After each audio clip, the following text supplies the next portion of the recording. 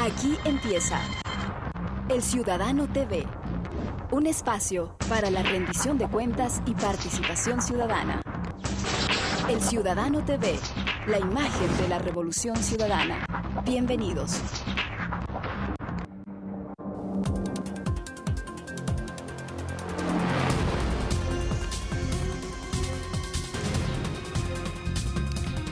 ¿Qué tal, amigos? Bienvenidos una vez más al Ciudadano TV, la revista informativa del Gobierno de la Revolución Ciudadana con toda la información que usted necesita saber. Ecuador y Venezuela profundizan sus relaciones en beneficio de ambas naciones. Son más de 40 acuerdos suscritos hasta hoy que se enmarcan dentro de una política exterior de apertura de oportunidades comerciales y económicas bajo esquemas soberanos de negociación en los sectores industrial, energético, productivo, tecnológico. Venezuela y Ecuador mantienen una hoja de ruta acordada para la consolidación de la soberanía productiva, energética, financiera y comercial, del conocimiento y de la seguridad y también de defensa. A pesar de existir varias voces discordantes al interior de nuestro país, los convenios entre ambas naciones han significado para el Ecuador un ahorro de al menos $300 millones, solo por concepto de intercambio de crudo por refinación. Les tendremos un amplio reporte sobre este tema. Así es, Marco Antonio, ¿cómo estás? Amigos del Ciudadano TV, también hablaremos sobre la visita del presidente Rafael Correa a la isla Santay, uno de los últimos pulmones que les queda a los habitantes de los cantones de Durán y Guayaquil, y la necesidad de buscar un mejoramiento integral en esa zona donde los diferentes ministerios de Estado ya empezaron a actuar. Arrancamos de inmediato entonces con la información. Los mandatarios de la República Bolivariana de Venezuela, Hugo Chávez, y de Ecuador, Rafael Correa, presidieron el 7º encuentro bilateral realizado hasta hoy por ambas naciones para profundizar los nexos comerciales y diplomáticos en busca de desarrollo mutuo, pero además, y de ser necesario, evaluar y corregir los proyectos iniciados durante este gobierno. Entre los temas tratados están la refinería del Pacífico, de alta prioridad para el régimen ecuatoriano, así como la consolidación de los intercambios comercial, financiero, tecnológico y cultural. Catalina Llanes resume así la visita venezolana. Este 26 de marzo se desarrolló el 7º encuentro binacional Ecuador-Venezuela, que se realiza trimestralmente con el propósito de evaluar el avance de los convenios y acuerdos entre ambas naciones. Una de las primeras actividades que cumplieron los mandatarios fue el lanzamiento del lubricante sintético Racing en la estación principal de Petrocomercial. Los convenios en materia petrolera le significan al país un ahorro importante de recursos por el intercambio de crudo y refinación. Desde febrero de 2007 a diciembre de 2009, Ecuador ahorró $300 millones por esta operación. No podíamos tener el absurdo de producir crudo para importar derivados. Vendíamos crudo intermediarios, comprábamos derivados intermediarios y se nos llevaban cientos de millones de dólares anuales por esa intermediación. Lubricante que, a decir de los mandatarios, es de óptima calidad y se distribuirá a menor costo en el país. Entre Ecuador y Venezuela se han firmado cerca de 40 acuerdos comerciales para los sectores industrial, tecnológico y productivo. Todos estos proyectos se enmarcan en una política exterior de apertura de oportunidades comerciales bajo esquemas de negociación soberana. En el encuentro se destacó la importancia de la primera acción de la empresa Gran Nacional de Acuacultura Ecuador-Venezuela, la misma que posibilitará la producción de recursos a través de diversos proyectos, como la siembra de tilapia en Ecuador y de mejillones en Venezuela. Los acuerdos y convenios cooperativos suscritos con nuestros hermanos venezolanos nos han llevado también a intercambiar conocimientos y tecnologías con el fin de fomentar la producción de alimentos de bajo costo y alta calidad proteica, mediante la promoción y financiamiento para la instalación y funcionamiento de industrias acuícolas y toda la cadena de producción acuícola que ésta enmarca. Asimismo, a través de un enlace satelital, se pudo apreciar el avance de obras comunitarias que se realizan en la isla Puná, a propósito de la exploración de gas que se realiza en el Golfo a cargo de la empresa venezolana PDVSA. Y esta es una nueva forma de explotar esos recursos naturales no renovables, con responsabilidad ambiental, responsabilidad social. No podemos caer en los fundamentalismos, en los infantilismos, de pretender dejar esa extraordinaria riqueza que está en nuestro subsuelo intocada. Debemos entender, debemos ser serios. El promedio mundial de éxito en estos casos es por cada 10 pozos, 2 máximo 3 son efectivos. Cuando hay un buen estudio científico previo, como aquí existe. Y ahora vamos a avanzar, ¿no, Rafael? Con la tecnología, la sísmica en 3 dimensiones. Adicionalmente, se dio seguimiento a proyectos como la de la Refinería del Pacífico y se firmó un convenio para la entrega de créditos no reembolsables a productores de organizaciones de pequeños productores de cacao, por un monto de $980,000 del gobierno de Venezuela a través de Bandes. Un total de 16 convenios fue el resultado de este encuentro, que es parte de la nueva metodología de negociación y de relación bilateral entre los dos países, la que privilegia los intereses de los dos pueblos atendiendo de manera eficiente y rápida. En Quito, Catalina Llanes, El Ciudadano TV. Nuevos y modernos sistemas de control implementa la Comisión de Tránsito del Guayas para mejorar y controlar el patrullaje en las distintas zonas de la urbe porteña. Alejandro Álvarez, de El Ciudadano TV, nos muestra las nuevas cámaras de vigilancia incorporada, los computadores y demás dispositivos de última tecnología entregados por el Gobierno Nacional para evitar errores humanos y potenciales casos de corrupción en la emisión de las boletas de contravención y el control vehicular en general. El parque automotor de la Comisión de Tránsito del Guayas se moderniza. El presidente de la República, Rafael Correa Delgado, realizó la entrega de los 10 primeros vehículos para la CTG equipados con sistemas de monitoreo y rastreo de última generación, que patrullarán en primera instancia las calles de Guayaquil. Los patrulleros comienzan a desarrollar su trabajo con cámaras y computadoras, ya era hora, y esto lo vamos a implementar también a nivel de Policía Nacional, como una herramienta adicional para disminuir el índice de robos de vehículos, la circulación de vehículos de dudosa procedencia, la detección de vehículos con características alteradas, placas cambiadas, con orden de detención, etc. Una cámara de video instalada en el techo del vehículo capturará la imagen del vehículo infractor o en actitud sospechosa, la cual será enviada a un computador ubicado en el panel de control del auto, que estará operada por un uniformado. Estas computadoras estarán conectadas a la base de datos de la Policía Judicial y de la Oficina de Investigación de Accidentes de Tránsito, entidades que inmediatamente enviarán la información requerida por los agentes. Cuando eso sucede, tenemos un procedimiento en el cual el carro es ubicado y detenido de forma conjunta con la policía. Para el director ejecutivo de la Comisión de Transporte Terrestre y Seguridad Vial, Ricardo Antón, la meta del gobierno siempre ha sido brindar seguridad a la ciudadanía, objetivo que se está cumpliendo. Empezamos a emprender una serie de proyectos y de cambiar ciertas cosas mal establecidas en la organización del tránsito.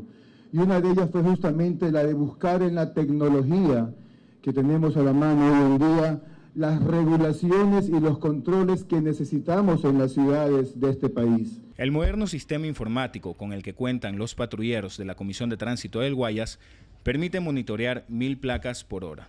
Por fin el siglo XXI está llegando al Ecuador y debemos ser inteligentes para incorporarnos a esta modernidad, ¿verdad? Aprovechando lo bueno, la tecnología es buena, bien utilizada, la tecnología es buena. Para los miembros de la CTG, la incorporación de estos modernos equipos tecnológicos les permitirá agilizar sus funciones y brindar mayor seguridad a la ciudadanía. Con esto se va la delincuencia, parece que se va un poquito a disminuir más de lo que está. Beneficio para la ciudadanía, para la institución, para todo. Con esta incorporación, los ciudadanos de la urbe dicen sentirse más tranquilos con respecto a la seguridad. Me parece muy bien, ya que con ese sistema modernizado da lugar a que si el vehículo ha sido robado, qué sé yo, y lo pueden detener en ese preciso momento ese señor. Me parece muy bien, porque el señor presidente lo que está buscando es la seguridad ciudadana. Y si la ha equipado de tecnología, me parece perfecto. Vamos a estar más seguros los ciudadanos.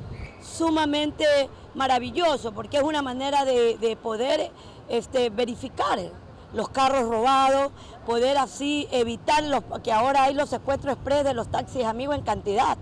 Entonces, me parece muy bien. Todos los cambios que el señor presidente está haciendo, en realidad, merece un aplauso de nosotros los ecuatorianos. Al momento, el sistema ya está operativo en Guayaquil. Alejandro Álvarez Tapia, El Ciudadano TV. Este año se realizará a nivel nacional un nuevo censo de población y vivienda, el mismo que permitirá conocer la realidad demográfica y socioeconómica del país. El Instituto Ecuatoriano de Estadísticas y Censos INEC, responsable del censo, también organiza un censo nacional económico para obtener un registro de las empresas y establecimientos que conforman el sector productivo en general, una herramienta de planificación cuyos datos no han sido actualizados en al menos 20 años. Yoconda Loor nos comenta que previamente ya se realiza a nivel nacional una actualización cartográfica más conocida como precenso. Yo soy funcionaria del INEC, del Instituto Nacional de Estadísticas y Censos. Ella es María Elena, una de las representantes del INEC que realiza la actualización cartográfica, una encuesta de pocos minutos que permitirá determinar el número exacto de viviendas y establecimientos comerciales en cada sector. Además, quién es el jefe de hogar. Datos que constituyen la primera etapa necesaria para la ejecución del 7º censo de población, 6º de vivienda y 3º económico a realizarse este año. El trabajo consiste en ir de vivienda, de casa en casa, preguntando cuántas viviendas hay, preguntando el nombre completo del jefe de hogar, cuántas personas conforman la familia, si hay actividad económica dentro del hogar o si vemos tiendas y eso, cogiendo los nombres de los locales comerciales. En grupos de 4 o 5 personas, bajo la dirección de un supervisor, las brigadas de encuesta van de casa en casa recopilando información. Aquí es la cocina, la sala, dormitorio de mi hija con la hijita de ella, mi dormitorio que queda allá, dormitorio de mi hijo, cuarto de estudio de mi nieta y cuarto de estudio de mi hijo. Es importante recalcar para su seguridad que cada actualizador porta un chaleco, una gorra y una credencial como esta que lo identifica con sus datos y los del Instituto Nacional de Estadística y Censo INEC. Además, entrega en cada casa una hoja volante con los teléfonos del INEC y una página web donde las personas pueden constatar en cuestión de segundos que quien los visita es un encuestador autorizado por la institución. La actualización cartográfica se realizará en todo el país y la información recopilada en estos censos permitirá asignar a cada estudiante el número de viviendas a visitar el próximo domingo 28 de noviembre, día del Gran Censo Nacional de Población y Vivienda. El INEC hace un llamado a la ciudadanía para que brinden las facilidades a los encuestadores debidamente identificados. Algunos creen que lo que estamos haciendo es de gobierno y no nos quieren dar información por eso. Otros dicen que como no ha habido mucha publicidad en la prensa, no tienen conocimiento. Otra gente simplemente no quiere porque dice que está cansada de los censos y tanta cosa. El último censo de población y vivienda se realizó en el año 2001 y el próximo domingo 28 de noviembre, estudiantes de los 5º y 6º cursos bajo la dirección de sus profesores ejecutarán la segunda etapa del 7º censo de población y 6º de vivienda a nivel nacional. Los alumnos vestirán los uniformes de sus colegios y una credencial del INEC. Realizarán a los jefes de hogar de cada vivienda un formulario de preguntas que permitirá determinar cuántos habitantes tiene el país y el nivel socioeconómico de cada uno. Datos que serán útiles, por ejemplo, para canalizar una mejor distribución de recursos y que la gestión del gobierno llegue a todos. Este año también se realizará en el país el tercer Censo Nacional Económico, que busca determinar el número de empresas y establecimientos formales e informales que tiene el sector productivo. El último censo económico se realizó en 1980, por lo que no se conoce el crecimiento comercial que ha tenido el país desde esa fecha. Es un operativo de levantamiento de información que no se realiza desde hace 30 años en el país. El censo económico va a ir a recopilar toda la información de los establecimientos económicos a nivel nacional dentro de un marco de investigación que tenemos definido. La primera fase del censo económico es la actualización cartográfica que ya está en ejecución. La segunda, llamada empadronamiento, empezará el próximo 1 de septiembre, donde los dueños de cada local deben responder un detallado formulario de preguntas sobre su actividad productiva. El INEC espera en 2 meses conocer todos los establecimientos que generan algún tipo de actividad económica en el país. Desde una gran empresa, desde un gran banco, desde un gran supermercado, hasta pues el microtendero de la esquina, ¿no? En este censo existe una tercera etapa, por lo que es importante que los dueños de los locales comerciales tengan en cuenta que pueden ser visitados hasta 3 veces por los funcionarios del INEC. A esta última fase se la conoce como encuesta exhaustiva, que es una investigación más profunda sobre un determinado número de empresas de cada sector productivo. lo que dará a conocer, por ejemplo, cuántas elaboran shampoo o cuántas avena, y si requieren o no de algún incentivo privado o gubernamental para incrementar su producción. Para que el proceso sea todo un éxito, la institución encargada del censo necesita que los encuestados proporcionen datos reales, sin ningún temor, ya que la información será usada únicamente con fines estadísticos. La ley de estadística, en su artículo 21, protege la confidencialidad del dato estadístico, es decir, yo no puedo usar la información estadística para que una persona tribute más o tribute menos o este tipo de cosas. Inclusive, muchos nombres de empresas ni siquiera se ingresan en la base de datos para proteger el secreto estadístico. Los resultados de este censo serán dados a conocer en marzo del 2011 y para esa fecha todos los ecuatorianos podrán usar las cifras estadísticas para sus proyecciones económicas y de inversión, porque se actualizarán las grandes cuentas nacionales, que es como tener una especie de gran contabilidad del país. Así, si alguien quiere invertir en desinfectantes, por ejemplo, tendrá el dato exacto de cuántas empresas en el país producen ese producto y tras estudiar la demanda, conocerá si es una buena idea destinar su dinero a la producción de ese insumo. Con el resultado de este censo, el gobierno ecuatoriano podrá también implementar políticas que incentiven la producción nacional de productos de consumo masivo que ahora son importados. La actualización cartográfica para ambos censos, también conocida como precenso, ya está en marcha y se prevé que se extienda hasta el mes de junio. Así que si un encuestador aún no visita su casa, pronto lo hará. Pero recuerde que todos los funcionarios del INEC están debidamente identificados. En Quito, Yoconda Lor, El Ciudadano TV. Escuche El Ciudadano TV a través de Radio Nacional del Ecuador y su frecuencia 600 AM en Guayaquil y en Radio Pública a través del dial 100.9 Quito, 105.3 en Guayaquil, Cuenca 88.9, Manabí 88.1 y Macas 88.5 frecuencia modulada. Nos retransmiten simultáneamente TVS Canal 13 y Radio Río FM 95.7 en Riobamba y en horario nocturno Cablevisión CN3. Luego del segundo corte, más información en El Ciudadano TV.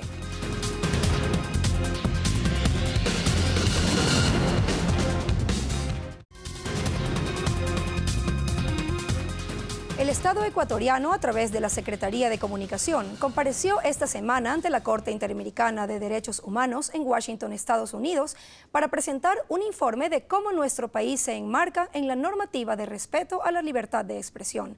Durante la audiencia en la que también estuvieron presentes la organización no gubernamental Fundamedios, Rafael Balda, abogado, defensor y asesor de la Secretaría de Estado, expuso la posición oficial en torno a este tema y el pensamiento que rigen las acciones oficiales. En esta semana, el Estado ecuatoriano compareció ante la Corte Interamericana de Derechos Humanos de la Organización de Estados Americanos en Washington para explicar sobre la situación de los derechos humanos en el país.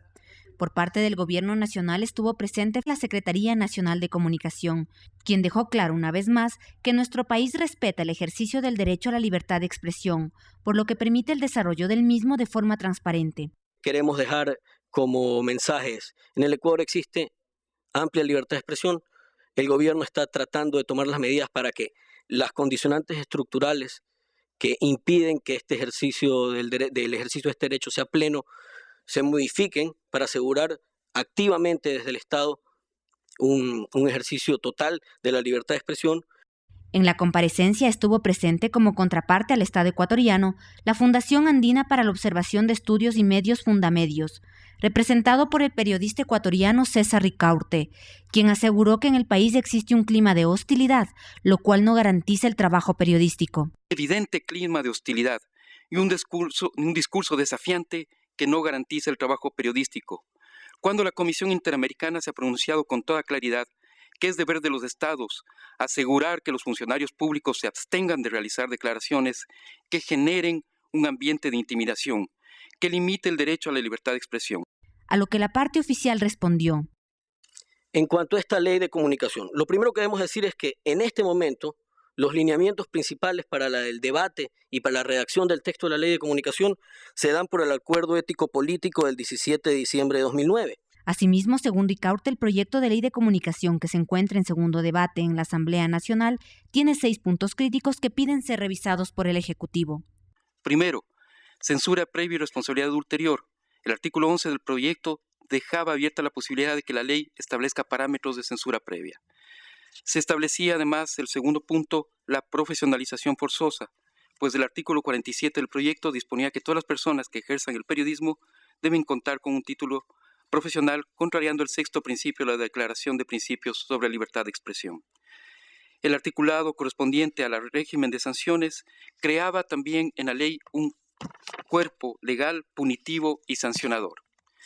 La creación de un sistema de comunicación social era otro riesgo en esta ley. Situación que aclaró el representante oficial, indicando que el proyecto de ley de comunicación es democrático y participativo, contraria a la ley vigente. Precisamente el propósito de tener una ley de comunicación actual, moderna y conforme con la nueva estructura jurídica del Estado es salir de esta institucionalidad caduca y que en muchos casos probablemente puede generar abusos y pasar a una institucionalidad que esté conforme con los estándares interamericanos. Sobre la censura previa. Lo previsto respecto de censura previa, si bien no consta bajo ese nombre, es precisamente lo que consta en el artículo 13.4 de la Convención Americana de Derechos Humanos, es decir, lo relacionado con espectáculos públicos y con la protección en estos espectáculos públicos de los derechos de la niñez y de la adolescencia. La profesionalización.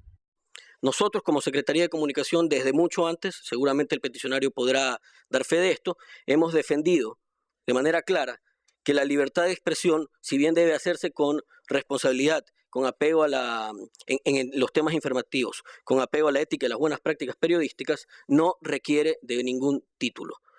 Sobre el establecimiento del Consejo Nacional de Comunicación. Tenemos claro que el meollo del asunto es el régimen de sanciones y las atribuciones que tendría esta comisión, este consejo. Si están acotadas y si las sanciones, como consta en el acuerdo legislativo, jamás podrán ser de suspensión o cese de operaciones para medios que no utilizan espectro radioeléctrico y para los que utilizan el espectro radioeléctrico, un bien público. Catalina Botero, relatora especial de las Naciones Unidas, destacó la apertura del gobierno ecuatoriano para socializar la ley de comunicación desde todos los sectores. Sin embargo, Botero dijo sentirse preocupada por dos casos específicos, a lo que la representación oficial respondió. En el caso del canal Teleamazonas, según las autoridades del ramo, en este caso la Superintendencia de Telecomunicaciones, que es una entidad estatal autónoma, esa actuación se encontraba enmarcada en la legislación vigente.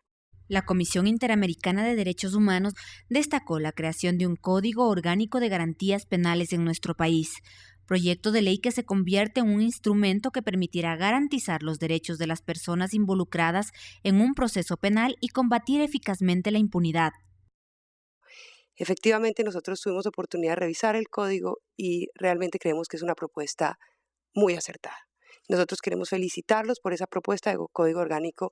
Recoge un derecho liberal mínimo, un derecho penal mínimo, que es una de las grandes peleas de la relatoría. La Corte Interamericana de Derechos Humanos analizará la presentación de cada una de las partes y se pronunciará en una audiencia posterior o a través de otros medios. Ecuador ha reiterado la invitación para que una comisión visite el país y realice una observación in situ de la realidad en torno a la libertad de expresión.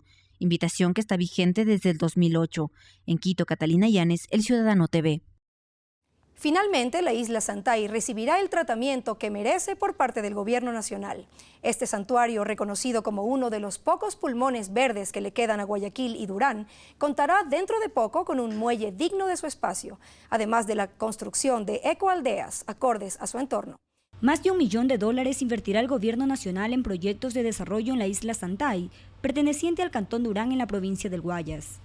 Ya hay algunos montos que ya están siendo invertidos y un tema muy interesante es cuándo se van a hacer las obras. Las obras ya arrancaron, en este momento se inició todos los estudios, aquí se ve la maqueta de la ecoaldea.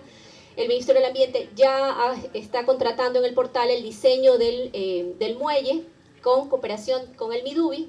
Y finalmente, para finales de este año, presidente, entregaremos estas obras a la comunidad, más en enero del 2011 que haremos las ecoaldeas, las entregas de las ecoaldeas y los senderos a la población. Varios ministerios cuentan con proyectos específicos que, según lo informaron a los habitantes de la isla, serán concluidos hasta enero del 2011. Todas estas acciones han estado presupuestadas y financiadas con cada uno de los recursos económicos de las carteras de Estado. Pero importante, ¿cuáles son los ejes de inversión aquí? 3. Lo ambiental es muy importante, por supuesto, esto es un humedal Ramsar, pero también la actividad social y lo productivo. Así, por ejemplo, el Ministerio de Salud ya ejecuta brigadas médicas, el Ministerio de Energía se encargará de paneles solares, el Ministerio de Vivienda realizará las ecoaldeas, que son viviendas ecológicas adecuadas a la zona, el Ministerio de Ambiente se hará cargo de la recuperación ambiental y el Ministerio de Turismo del equipamiento e incentivo turístico de la isla.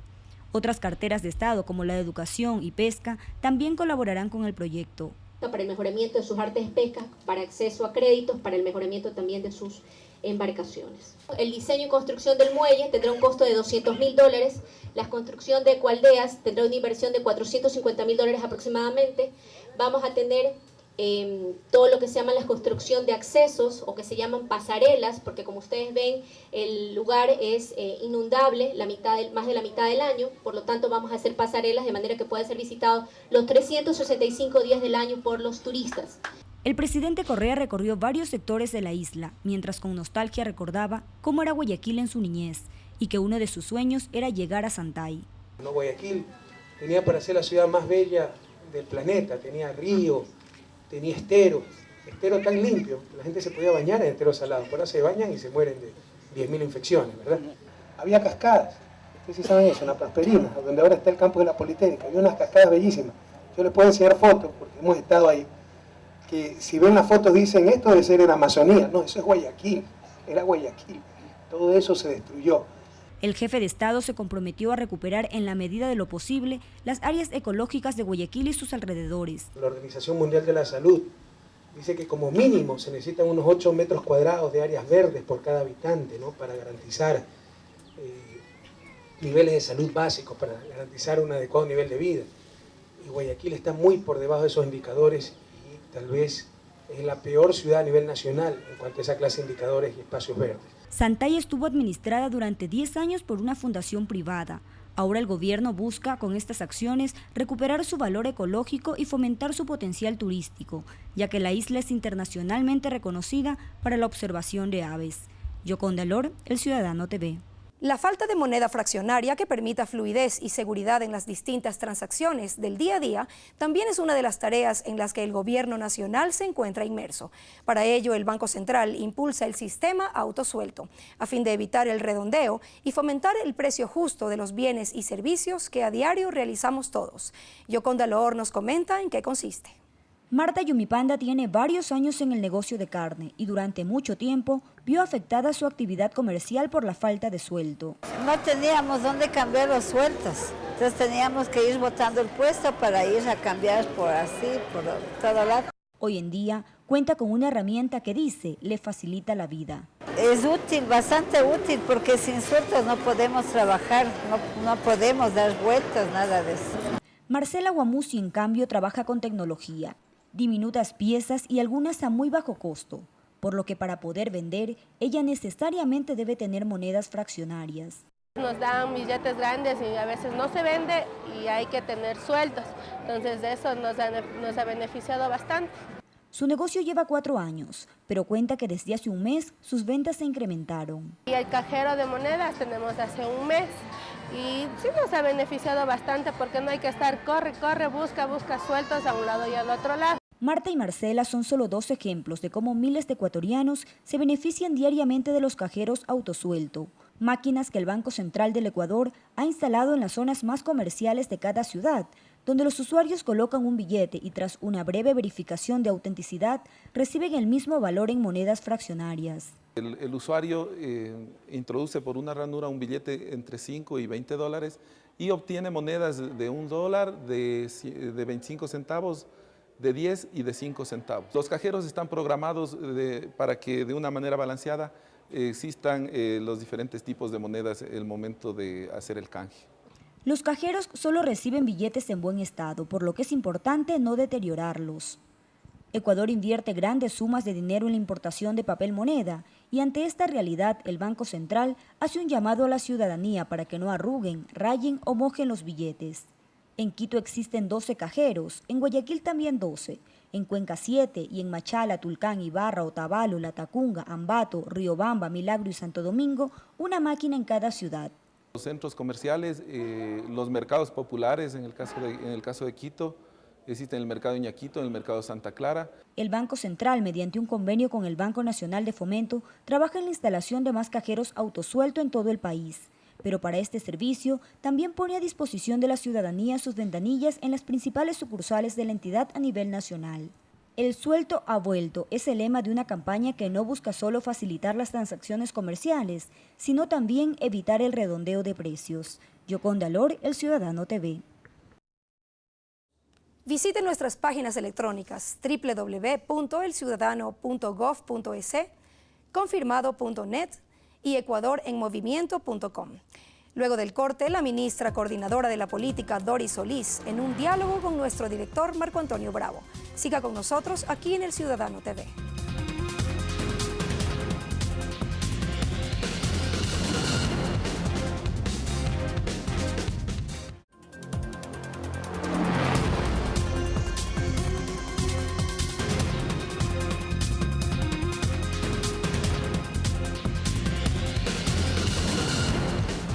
El presidente de la República hace algunos días hizo anuncios importantes, anuncios políticos importantes, entre ellos una renovación del gabinete, entre ellos la necesidad de que su bloque de asambleístas tengan unidad de criterios, también con la diversidad, y también mirar más a fondo cuál es la realidad de los indígenas en la relación con el gobierno. Son algunos temas políticos que en los siguientes minutos vamos a dialogar y conversar con la ministra Doris Solís, ministra coordinadora de lo político justamente. Bienvenida al Ciudadano TV. Muchas gracias. En esta circunstancia, ministra, cuando el gobierno prácticamente estaría ingresando al cuarto año, aunque de acuerdo a la última elección, al segundo año, ¿cómo se siente políticamente cuando ha habido algunos temas un poco complejos, especialmente con el mismo sector y el bloque de asambleístas dentro del Poder Legislativo? Bueno, muchas gracias por esta oportunidad de estar nuevamente con el ciudadano. Efectivamente estamos viviendo lo que podríamos decir el arranque ya en firme de una segunda etapa de gestión política, y esta etapa está marcada por algunas cosas. Usted bien lo ha dicho, en el caso de Alianza País, la transición de un movimiento político electoral a un movimiento con constitución de partido, a un partido político que está al frente del Ejecutivo, que tiene la bancada más grande en el Legislativo, que tiene un porcentaje muy importante de autoridades locales y que por lo tanto tiene que readecuar su estructura, sus formas de funcionamiento a ser un partido que está en el poder, digamos, en una serie de espacios muy significativos. Esto ha significado que también dentro de la Asamblea Legislativa el bloque se ha planteado afinar sus mecanismos de trabajo. Yo soy la encargada de coordinar con el Ejecutivo la construcción de leyes, las propias políticas de fiscalización, las líneas políticas que definimos desde el Buró de Alianza País, y en ese camino hemos tenido una diversidad de criterios, algunos momentos críticos. Bastante críticos y complejos. Aquí ha habido dos temas importantes y dos fechas importantes o lugares. El uno, el encuentro en Salinas del Buró Político del Gobierno, y después ya las grandes decisiones que se tomaron una vez realizado el Buró. ¿Cómo se logró esta unidad de criterio dentro de los asambleístas de país? Bien, precisamente con lo que usted señala, mirando el horizonte, y ese horizonte es el conjunto de líneas programáticas que el Buró Político trazó en la reunión de Salinas junto con un conjunto de autoridades del gobierno sobre por dónde pasa la profundización de la revolución ciudadana. Esto pasa por radicalizar la revolución en los cambios económicos, los cambios productivos, la revolución agraria, la revolución productiva de base nacional, que pueda permitir realmente cambiar el modelo de acumulación y el modelo de desarrollo que hay en el país, que redistribuya no solo la riqueza, porque eso lo estamos haciendo con las políticas sociales, con la obra pública, sino también redistribuya los recursos productivos. Aunque la sensación a los medios es que salió como principal noticia la renovación del gabinete. Bueno, esa es una consecuencia que el presidente, con enorme compromiso político y delicadeza, planteó hacerlo conjuntamente con el Buró, y que tiene un sentido, que es remozar el equipo de gobierno en función de la nueva etapa. ¿Pero va a haber grandes cambios o van a haber lo cambios que se importantes? Dice, un reciclaje de ministros. Bueno, no. Eso dice la prensa y lo ha dicho en diversas circunstancias. Es que, vea usted, yo creo que hay una serie de conceptos errados en nuestra cultura política. No se trata que un ministro tenga que salir ni desprestigiado, ni absolutamente cuestionado, en fin. Yo creo que Alianza País y el presidente han sido capaces de integrar en los distintos momentos gente de muy alta calidad técnica y política, y el hecho de que varios cuadros dejen un ministerio y puedan servir al país en otro ámbito, creo que es absolutamente normal. Pero estamos hablando de algunos cambios significativos que el presidente los está estudiando. Todos hemos puesto nuestras renuncias a su disposición, y es en el ánimo de profundizar esta revolución agraria, las políticas sociales, las políticas culturales, la construcción de la nueva política, los cambios a nivel de todo el ámbito de transparencia, de lucha contra la corrupción, de profundización de justicia y derechos humanos, en fin, de reforma en su conjunto del Estado para poder cumplir con la nueva Constitución. Ahora, si bien el gobierno nacional no tiene una oposición sólida, y eso ha sido evidente durante estos 3 años y más, pero estuvo a punto de sufrir un choque de trenes con miembros de su mismo partido político dentro del legislativo. ¿Cómo se logró, reitero, unificar el criterio? Bueno, hemos tenido una disparidad de opiniones sobre un tema importante como es el juicio al fiscal. 33 asambleístas del bloque suscribieron este juicio. Es algo que lo conoció el Buró Político y que dejó en plena libertad al bloque. El presidente, sin embargo, ha planteado un tema fundamental. La fiscalización en nuestro gobierno, en nuestra bancada, debe ser vista de una manera absolutamente seria y responsable, sin caer en los vicios de la partidocracia que hacían el escándalo, que destruían la honra de las personas, y donde la fiscalización no tenía un contenido de fondo de defender los intereses del Estado, del país, sino era parte de las vendetas de las tiendas políticas. Por eso el criterio y la condena de que el argumento de carecer de probidad notoria fue muy criticado por el presidente. Nosotros conocimos las pruebas de los asambleístas que presentaron en cuanto ellos sostienen y fundamentan en violación a la ley. El reclamo del presidente ha sido en el sentido de que no se deben emitir más juicios ni escandalizar con el tema del fiscal, que por lo demás tuvo una situación fortuita muy compleja, una desgracia que nadie quisiéramos que nos pase. Y entonces el presidente ha pedido que se dé en el marco del debido proceso y de garantizar un juicio justo, que hablar ya de la propiedad, de la ética, de la honra de una persona, no debe ser la tónica de plantear un juicio. Usted sabe, hay un debido proceso para el juicio. Hoy, digamos, se ha aprobado ya en el Consejo de Administración, en el CAL, y entra la fase de debate de las pruebas, donde también el acusado, en este caso el fiscal, tiene la oportunidad de descargar. Esa es una fiscalización seria, a tono con lo que la Asamblea ha venido haciendo. Con el debido proceso, que es lo fundamental. Nuestra bancada tiene que poder marcar esa diferencia. Vea usted, licenciado Bravo, que hasta ahora la Asamblea ha realizado 800 indagaciones de fiscalización. ¿Por qué no hacen noticia como en el pasado? Porque son hechas con seriedad, son concurrencias permanentes de los ministros, de los funcionarios a rendir cuentas como manda la ley, y no son motivo de escándalo. Es decir, un juicio no tiene por qué ser la sepultura de un funcionario, es una oportunidad de esclarecer al país efectivamente los temas que la Asamblea cree que deben ser esclarecidos. Para cerrar este tema entonces, ¿va a haber un cambio significativo en el gabinete del presidente Correa? Y lo segundo, la unidad del movimiento país es evidente ya en estas circunstancias. Así es, soldada en base a nuestra propuesta programática. El bloque va también a dotarse de un código de ética, de un manual de procedimientos, para afianzar la bancada, para en medio de un alto ejercicio democrático que hay, también van a ir a un cambio en base a todos estos documentos de la coordinación política actual, que ya ha cumplido 6 meses, y a definir de mejor manera las funciones de esa coordinación, de modo que afinemos los mecanismos de trabajo político. Ya, en cuanto tiene que ver a la relación con los indígenas, el país miró absorto cómo ciertos líderes indígenas de la CONAIE se reunieron con los representantes de la Junta Cívica de Guayaquil. Sin embargo, los indígenas han dicho que esta ha sido una trampa que montó el mismo gobierno ecuatoriano. ¿Cuál es su criterio? Bueno, yo creo que las críticas constructivas que nosotros veníamos haciendo a los líderes indígenas para aprovechar de manera positiva las oportunidades de trabajar con un gobierno que piense en serio en la agenda indígena, que piense en serio en la concreción de la Constitución, se quedaron cortas con un hecho que, tal como usted lo dice, nos ha sorprendido a todos.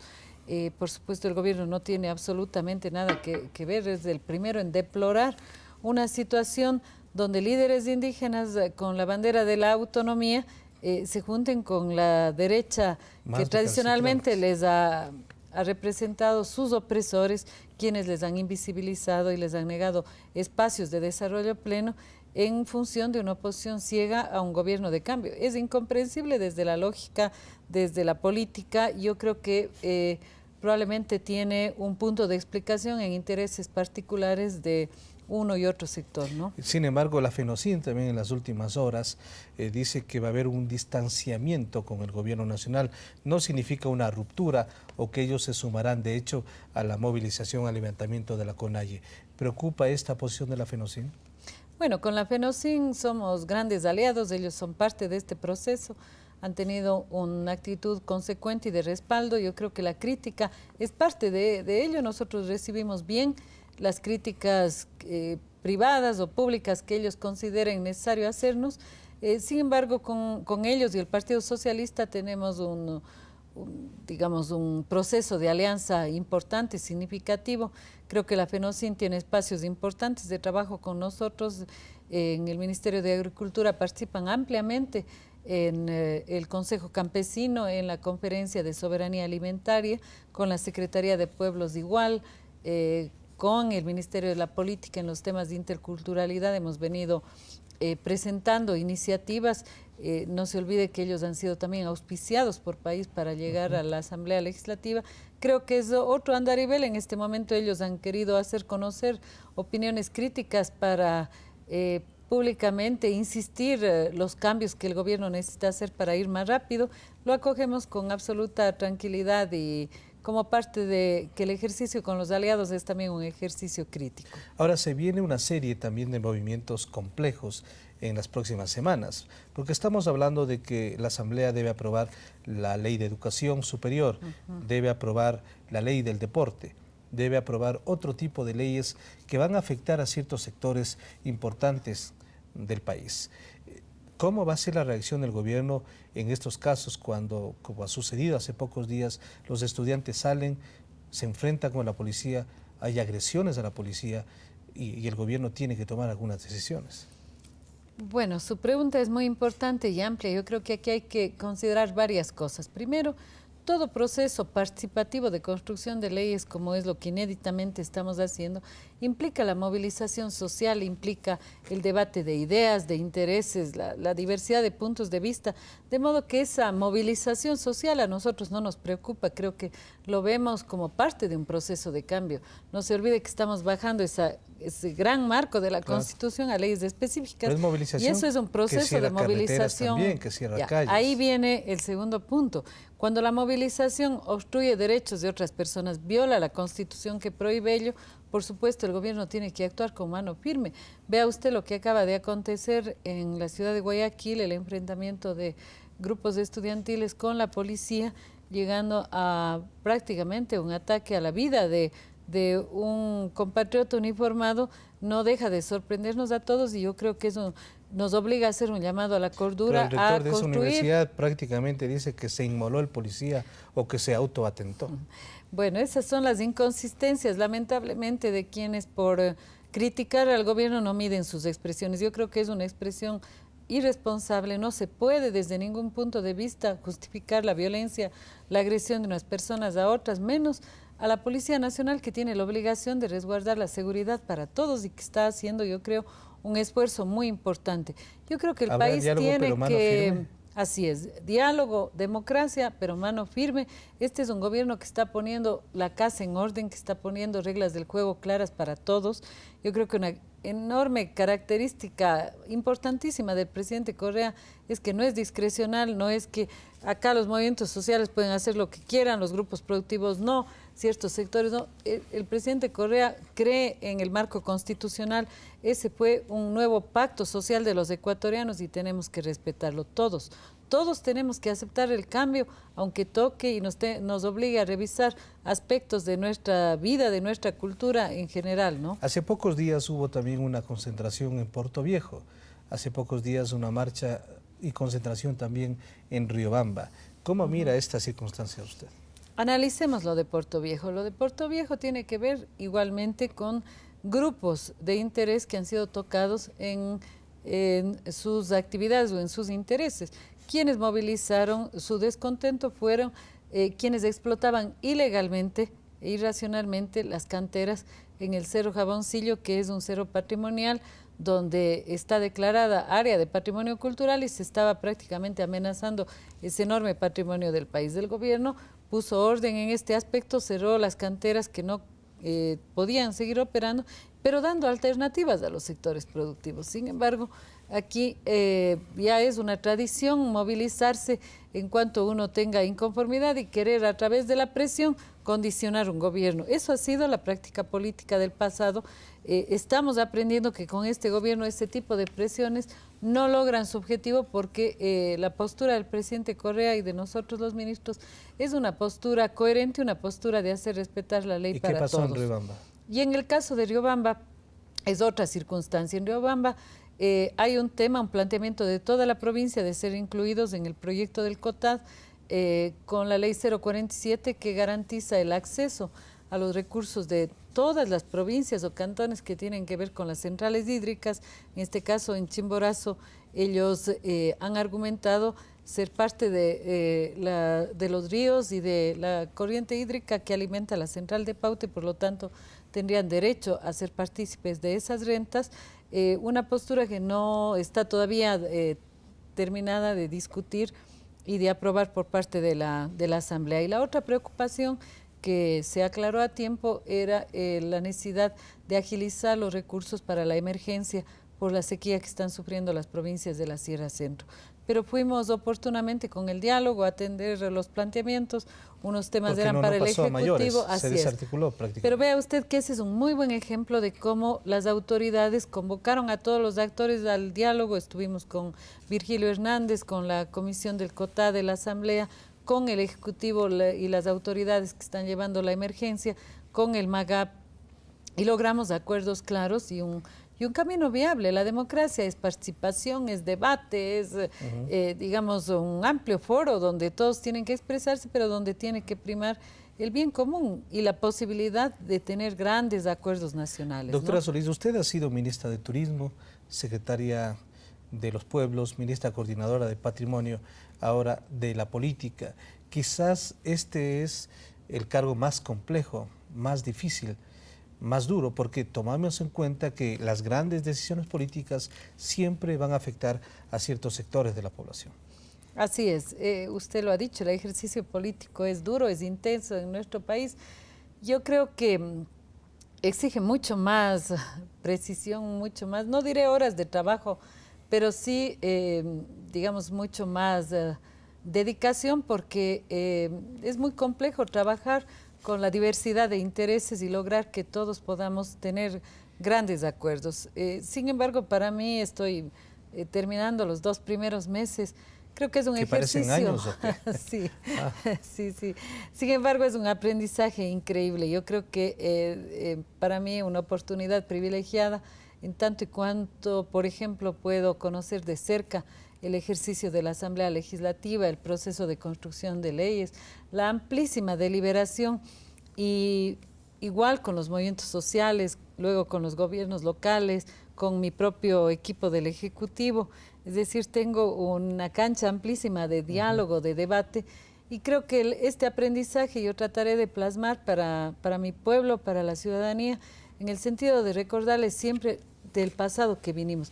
Nada de eso había antes. Ninguna de estas posibilidades democráticas importantísimas existían en nuestro horizonte, en nuestra vivencia. Hoy vivimos como una explosión de participación, de presentación de intereses, pero hay que saber estructurar y canalizar, y ese quizá es mi mayor desafío. Cómo articular, cómo estructurar esa participación democrática. Ya, dos precisiones más. La una, ¿cuándo se sentará o no se va a sentar con los indígenas? No, claro, yo me siento todos los días. Ellos no se quieren sentar con nosotros. Yo creo que lo que usted señalaba, esta desacertada acercamiento con la Junta Cívica que representa sectores oligárquicos de Guayaquil, está significando un remesón muy fuerte adentro de la CONAIE. Sé que las bases están absolutamente conmovidas, molestas, exigiendo rendición de cuentas, y creo que habrá procesos de acercamiento, quizá no con los dirigentes nacionales, pero los provinciales, muchos que están satisfechos con la obra del gobierno, no solo tienen el derecho, tienen también la obligación de buscarnos y de construir juntos, de modo que Movimiento Indígena no es igual a la CONAIE. Por eso decía ciertos sectores dirigenciales de la CONAIE. Y lo segundo, ¿cuándo el Movimiento País será partido político? Bueno, vamos a eso, estamos preparando la Convención Nacional. En la última reunión del Buró justamente definimos una hoja de ruta, vamos a trabajar y afinar nuestra propuesta programática, nuestros principios, los estatutos. Hay una Comisión Nacional que se ha estructurado y vamos a bajar a las bases, a las provincias, a los cantones, a las parroquias, a afianzar nuestro partido, a construir una militancia mucho más ideológica y programática, a afinar nuestra estructura y a llegar a la primera Convención Nacional de Alianza País probablemente en agosto o septiembre de este año. Ya, y la última, ¿cuántos ministros saldrán de gabinete? Eso tiene que preguntarle al presidente. Muy gentil. Estamos entonces, en proceso de evaluación. Por su presencia aquí en el Ciudadano Gracias, TV. Mario. Muy amable a la doctora Doris Solís, ministra coordinadora de la política. Hemos revisado varios temas políticos de coyuntura. Seguimos con Mónica aquí en el Ciudadano TV. Ya está en circulación la edición número 31 del periódico El Ciudadano, donde se destacan los siguientes temas. El primer mandatario tiene gran apoyo en las clases media y baja del país. 68% considera positivo el trabajo del presidente. En economía, se aprueban medidas en favor del sector textil y del calzado. Se aplicará un arancel mixto para la importación de ropa y de zapatos. Así también nace la Comunidad de Estados Latinoamericanos y del Caribe. Los presidentes y jefes de Estado de América Latina y el Caribe, reunidos en México, aprobaron la creación de un nuevo organismo de integración regional. Esto y muchos temas más en la edición número 31 del Ciudadano, el periódico. Luego de esta pausa, un nuevo espacio de atención ciudadana fue regenerado por el Gobierno Nacional en la ciudad de Guayaquil. Les diremos cuál es el centenario edificio que fue restaurado. No se despegue de nuestra señal.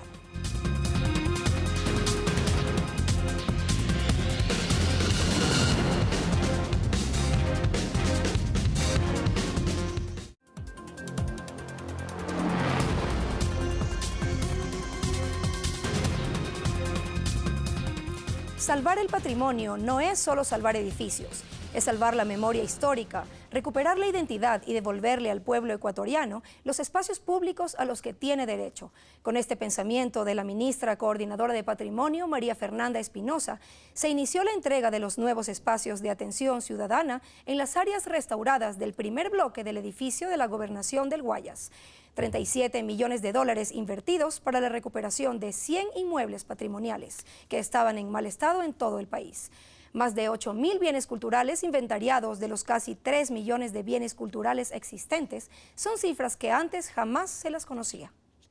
Cerca de 5 millones de dólares invirtió el gobierno nacional en la readecuación y remodelación de la gobernación de la provincia del Guayas, que ahora cuenta con nuevos espacios para brindar una mejor atención a la ciudadanía. Que lo público tenía que ser de la peor calidad, que lo público era para los pobres, y como los pobres no merecían nada, tenían que ser servicios deplorables. Nunca más aquello. Ahora vamos a hacer de lo público lo mejor. Este edificio fundamental para la memoria política histórica de Guayaquil fue abandonada por todas las administraciones anteriores.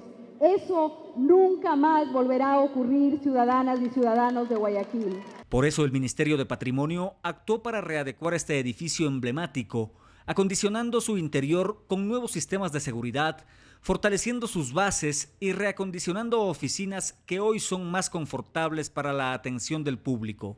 Los espacios de la gobernación son ahora limpios y dignos, como merecen las ciudadanas y los ciudadanos de Guayaquil. Ahora los guayacenses pueden acudir con tranquilidad al edificio de la gobernación para realizar sus trámites, puesto que serán atendidos con eficiencia y rapidez en oficinas dignas. En el nuevo Ecuador, el servicio público debe ser eficiente, con sencillez, claridad y transparencia. Buscamos simplificar trámites, mejorar procesos, ahorrar tiempo y liberar de angustias y sobresaltos innecesarios a los ciudadanos y ciudadanas que acuden por derecho propio a una entidad del Estado. Servidor público que no entienda ese concepto en este nuevo modelo de gobierno no puede servir para hacer la actividad que hace. La remodelación del edificio de la Gobernación del Guayas forma parte del Plan de Conservación y Rehabilitación de Bienes Patrimoniales ejecutado por el Ministerio de Patrimonio Cultural en todo el país. En Guayaquil, Cristian Caiza, El Ciudadano TV. Gracias amigos por permanecer junto a nosotros. Recuerde ver la retransmisión de El Ciudadano TV a través de la señal de CN3 Cable Noticias, todos los domingos a las 21:30. Saludos.